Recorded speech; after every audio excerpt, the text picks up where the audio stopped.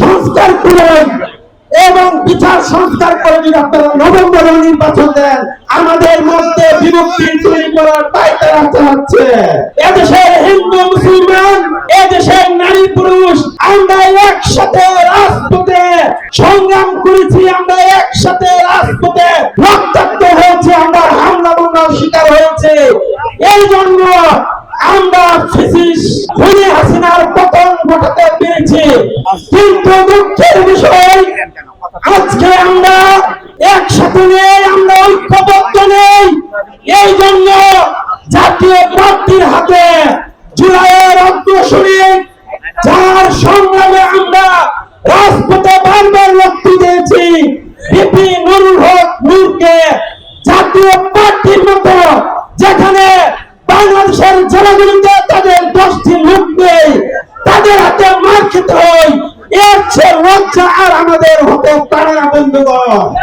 আমরা স্পষ্ট বলে দিতে চাই, এরকম মুখে মুখে সংহতি সমাবেশ দিলে হবে না। আমাদের জুলাই গণঅভ্যুত্থানের মতো আমরা আবারও একসাথে রাজপথে মার খেতে হবে।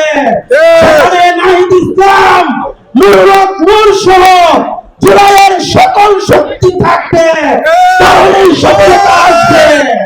সংগ্রামী উপস্থিতি আমাদের মধ্যে বিভক্তি তৈরি করার পায়তারা চালাচ্ছে।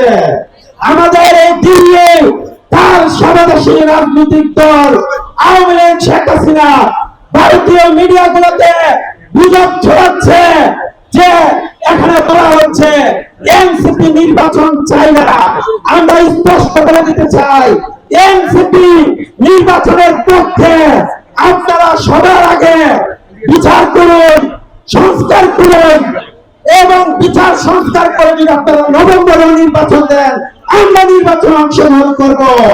আমরা স্পষ্ট বলে দিতে চাই, এই জাতীয় প্রার্থী হামলা করে ডক্টর ইউনূস সরকার বুঝিয়ে দিচ্ছে আগামী নির্বাচনে জাতীয় প্রার্থী অংশগ্রহণ করবে।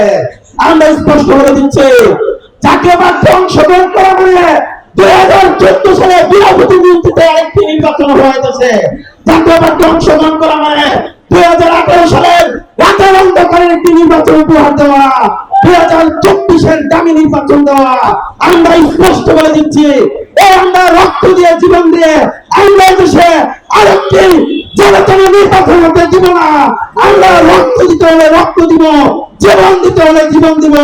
আমরা দীর্ঘদিন ধরে এদেশের রাজনৈতিক দলগুলো যে পরিবর্তন আনতে পারে নাই, দল গণঅধিকার পরিষদ এবং এনসিপির পরিবর্তন এনেছে। আমরা ঐক্যবদ্ধ থাকতে চাই, রাজপথে